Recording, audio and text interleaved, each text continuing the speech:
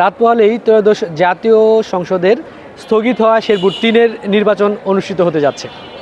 শেরপুর 3-এর ঝিনাইগাতী উপজেলায় মোট 1,59,420 জন voter vote প্রয়োগ করবেন মোট 56টি কেন্দ্রে।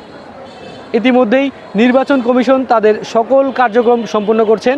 আমরা সকাল থেকেই দেখিয়েছি যে নির্বাচন কমিশন তাদের ব্যালট বক্স এবং কি ভোট কেন্দ্রে যে সকল সরঞ্জামিতে আছে সেগুলো কিন্তু বিতরণ করছেন। প্রত্যেকটা কেন্দ্রেই কিন্তু সেই ভোট কেন্দ্রে সরঞ্জামিতে যেগুলো আছে ব্যালট পেপার, ব্যালট বক্স, সেই সাথে কালি সব কিছুই কিন্তু দিচ্ছেন। এখন নির্বাচন অফিস থেকে কিন্তু সেটা বিতরণ করা হচ্ছে।